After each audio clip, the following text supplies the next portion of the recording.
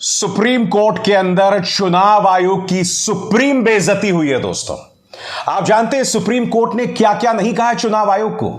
मोदी सरकार के चुनाव आयोग को कहा है कि अगर चुनाव आयोग में आचार संहिता के उल्लंघन को लेकर अगर प्रधानमंत्री नरेंद्र मोदी पर आरोप लग जाए तो क्या आप कोई एक्शन लेने की हिम्मत रखते हैं। यह भी कहा गया कि इस चुनाव आयोग में टी.एन. शेषन जैसे चीफ इलेक्शन कमिश्नर रहे हैं 1990 से 96 के बीच में, मगर आप यानी कि चुनाव आयोग क्यों कठपुतली बने हुए हैं।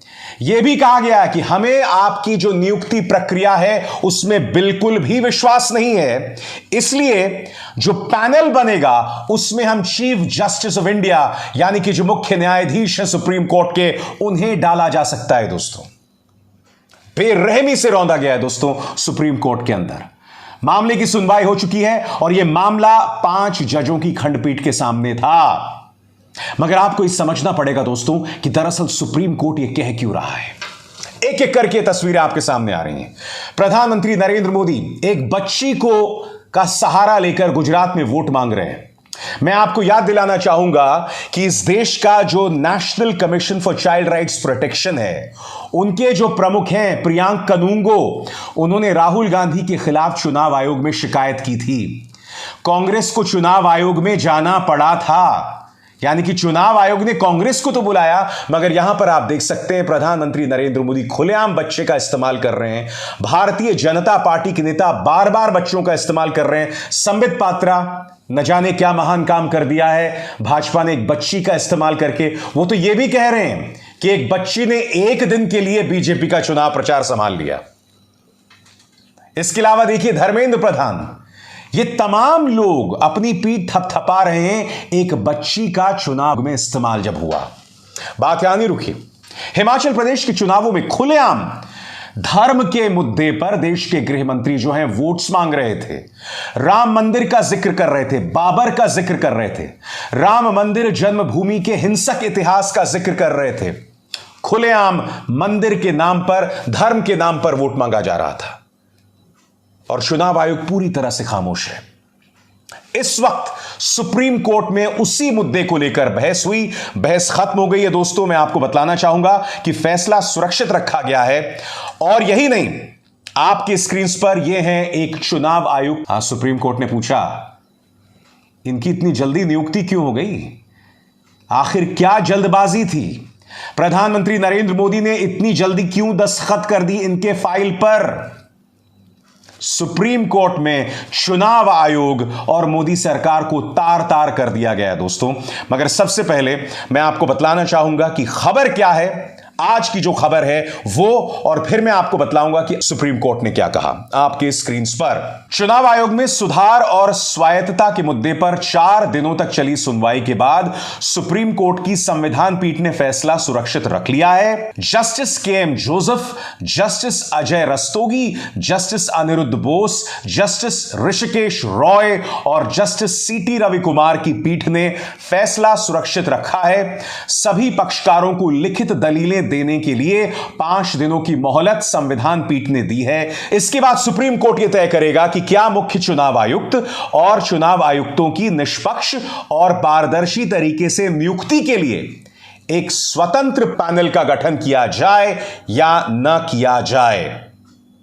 दोस्तों अपने आप में बहुत बड़ी खबर है और हर बार की तरह मीडिया ने इसे खारिज कर दिया है, इस पर कोई चर्चा नहीं की जा रही है, क्योंकि आप जानते हैं दोस्तों हाल ही में जब राहुल गांधी पर यह आरोप लगाया गया था कि वो भारत जोड़ो यात्रा में बच्चों का इस्तेमाल कर रहे थे, तब चुनाव आयोग भी मुस्तैद था, national commission for child rights protection भी मुस्तैद था, मगर दूसरी तरफ जब भारतीय जनता पार्टी यही हरकत करती है तो वो खामोश रहते हैं। एक एक चीज आज मैंने आपको बताई जो सुप्रीम कोर्ट में कहा गया, और यही नहीं, इन्हें किस तरह से नियुक्त किया जाता है, किस तरह से अपॉइंट किया जाता है, उस पर भी सवाल उठाया गया है। आपके स्क्रीन पर अरुण गोयल के मुद्दे पर आज सुप्रीम कोर्ट के अंदर जबरदस्त लताड़ लगाई गई है मोदी सरकार के वकील को। मैं एक एक करके आपको बतलाने वाला हूं कि आज अदालत में दरअसल कहा क्या गया, जो आपके स्क्रीन पर आया है। सबसे पहले यह देखिए, बिजली की तेजी से चुनाव आयुक्त की नियुक्ति क्यों 24 घंटों के भीतर ही नियुक्ति की सारी प्रक्रिया कैसे पूरी कर ली गई? किस आधार पर कानून मंत्री ने 4 नामों को शॉर्टलिस्ट किया है?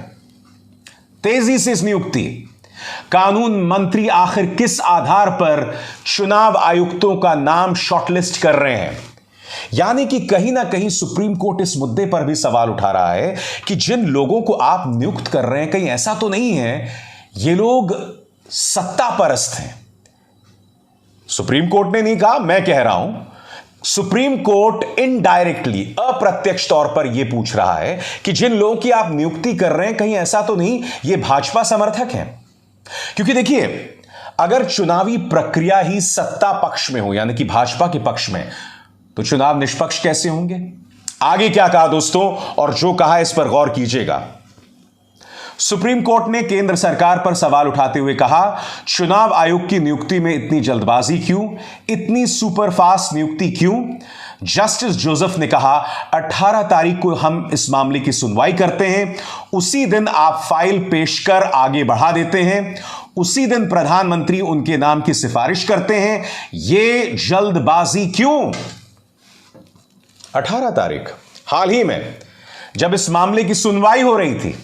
सबसे अजीबोगरीब बात यह है दोस्तों कि देश के प्रधानमंत्री को पता था कि इस मामले की सुनवाई जो है सुप्रीम कोर्ट में हो रही थी, मगर उन्होंने आओ देखा ना ताओ, उन्होंने सीधे उनकी नियुक्ति पर मोहर लगा दी। मैं सवाल पूछना चाहता हूं, जब प्रधानमंत्री को पता था नियुक्तियों के मुद्दे पर सुनवाई हो रही है, चुनाव आयोग पर गंभीर सवाल हो रहे हैं, तो उन्होंने इतनी आसानी से आखिर क्यों उस नियुक्ति पर अपनी मोहर लगा दी? आखिर क्यों अरुण गोयल की नियुक्ति पर मोहर लगा दी? आगे क्या कहा गया है आपके स्क्रीन पर। जस्टिस अजय रस्तोगी ने कहा, यह वैकेंसी 6 महीनों के लिए थी, फिर जब इस मामले की सुनवाई अदालत ने शुरू की तो अचानक नियुक्ति क्यों? बिजली की गति से नियुक्ति क्यों? जस्टिस अजय रस्तोगी ने इतनी तेज रफ्तार से फाइल आगे बढ़ाने और नियुक्ति हो जाने पर सवाल उठाया और कहा कि 24 घंटों में ही सब हो गया। इस आपाधापी में आपने कैसे जांच पड़ताल की? बात यहां नहीं रुकती है। सुप्रीम कोर्ट ने यह भी सवाल किया कि अगर प्रधानमंत्री नरेंद्र मोदी पर, या कहा जाए प्रधानमंत्री पर, कोई आरोप लगे तो क्या चुनाव आयोग उन पर एक्शन ले सकता है? कायदे से इसका जवाब मौजूद है जो मैं आपको आगे जाके बतलाऊंगा, मगर कोर्ट ने क्या कहा आपके स्क्रीन पर। सुप्रीम कोर्ट ने निर्वाचन आयोग की स्वायत्तता पर सवाल उठाए, पूछा किसी पीएम पर आरोप लगने पर एक्शन लिया है? संविधान पीठ में जस्टिस जोसेफ ने टिप्पणी की कि हमें मौजूदा दौर में ऐसे चीफ इलेक्शन कमिश्नर की जरूरत है जो प्रधानमंत्री के खिलाफ भी शिकायत मिलने पर एक्शन ले सके। मान लीजिए किसी प्रधानमंत्री के खिलाफ कुछ आरोप लगे और निर्वाचन आयोग यानी सीईसी को कार्रवाई करनी हो, लेकिन आयोग और सीईसी अगर कमजोर घुटने वाले हों तो क्या यह मुमकिन होगा? मैं माननीय सुप्रीम कोर्ट को इस व्यक्ति की याद दिलाना चाहूंगा, अशोक लवासा चुनाव आयुक्त थे। आरोप प्रधानमंत्री नरेंद्र मोदी और गृह मंत्री अमित शाह दोनों पर लगे थे। प्रधानमंत्री नरेंद्र मोदी खुलेआम चुनावों के अंदर पुलवामा के मुद्दे पर वोट मांग रहे थे। अशोक लवासा इस मुद्दे पर उन पर कार्रवाई करना चाहते थे। देश के गृह मंत्री अमित शाह वायनाड के ऊपर बयान देते हैं कि राहुल गांधी वहां इसलिए भाग गए क्योंकि वहां पर मुस्लिम जो हैं वो मेजॉरिटी में है। सरासर गलत बयान, और एक बार फिर धर्म का सहारा लिया। इन दोनों मुद्दों पर अशोक लवासा उन पर एक्शन लेना चाहते थे माननीय सुप्रीम कोर्ट, मगर हुआ क्या? उनके जो रिश्तेदार थे उन पर इनकम टैक्स विभाग ने दबाव बनाया, रेड्स मारी गईं। यह बात अलग है कि उन तमाम मामलों में उनके रिश्तेदार दोषमुक्त हो गए, बरी हो गए। तो जो चुनाव आयोग सवाल पूछ रहे हैं कि क्या आप में हिम्मत है, अशोक लवासा ने हिम्मत दिखाई थी मिलॉर्ड्स, मगर उनकी हिम्मत का क्या सिला हुआ आप भी देखिए। इसलिए यह सुनवाई जो हो रही है बहुत महत्वपूर्ण है दोस्तों, बहुत जरूरी है, क्योंकि अगर चुनाव आयोग निष्पक्ष नहीं होगा, अगर उसमें अपॉइंटमेंट की प्रक्रिया निष्पक्ष नहीं होगी, तो यही होगा जो दिखाई दे रहा है। चुनाव आयोग ने, भारतीय जनता पार्टी ने जिस तरह से गुजरात और हिमाचल के चुनावों में चुनाव आचार संहिता की धज्जियां उड़ाई हैं, उस पर आंखें मूंद ली हैं। मैंने आपको याद होगा अपने कार्यक्रम में आपको बतलाया था कि चुनाव आचार संहिता में साफ तौर पर लिखा हुआ, आपकी स्क्रीन पर देखिए, साफ तौर पर लिखा हुआ है कि आप धर्म का इस्तेमाल नहीं कर सकते वोट्स हासिल करने के लिए, लोगों में धर्म के आधार पर बंटवारा पैदा नहीं कर सकते। मगर भाजपा यह बार बार करती है। उत्तर प्रदेश चुनाव याद कर लीजिए, मुख्यमंत्री आदित्यनाथ ने क्या कहा था? मुख्यमंत्री आदित्यनाथ ने साफ तौर पर कहा था कि यह चुनाव 80% बनाम 20% है। इसलिए सुप्रीम कोर्ट में यह जो सुनवाई हुई, जिसका फैसला अब सुरक्षित रख लिया गया है, वो इतना महत्वपूर्ण है। दोस्तों, याद किया गया इस शख्स का, टीएन शेषन, जो 6 साल तक चीफ इलेक्शन कमिश्नर थे, 6 साल तक।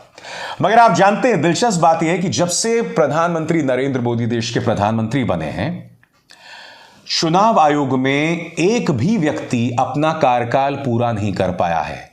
ये लोग अमूमन ऐसे लोगों को चीफ इलेक्शन कमिश्नर बताते हैं जो 1 या 2 साल के लिए रहते हैं। किसी ने 6 साल पूरे नहीं किए। कोई चाहकर भी अपनी छाप नहीं छोड़ सकता।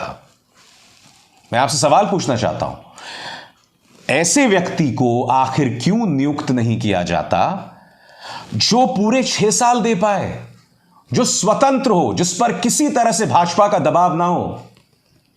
टीएन शेषन का जिक्र करते हुए अदालत ने यह भी कहा, जैसा कि आप एबीपी न्यूज की इस खबर में देख रहे हैं, कि चुनाव आयोग कहीं ना कहीं सत्ता पक्ष के हाथों कठपुतली बन गया है। किस किस तरीके से आज जलील नहीं किया गया है, कठपुतली बताया गया। यह भी कहा गया कि क्या आप प्रधानमंत्री पर एक्शन ले सकते हैं अगर उन पर कोई आरोप लगे। मगर मैं दावे के साथ कह सकता हूं, इतना बड़ा दिन था, पिछले 2 दिनों से इस मुद्दे पर बहस चल रही है, मगर कोई भी मीडिया न्यूज चैनल इस पर प्राइम टाइम डिबेट्स नहीं करेगा। प्राइम टाइम डिबेट वही कचरा मुद्दों पर होगा जैसा कि कल शाम को हुआ था। यह देखिए आपके स्क्रीन पर किन मुद्दों पर डिबेट हो रहे थे। शर्म मगर इनको आती नहीं। अब विशाल शर्मा को दीजिए इजाजत।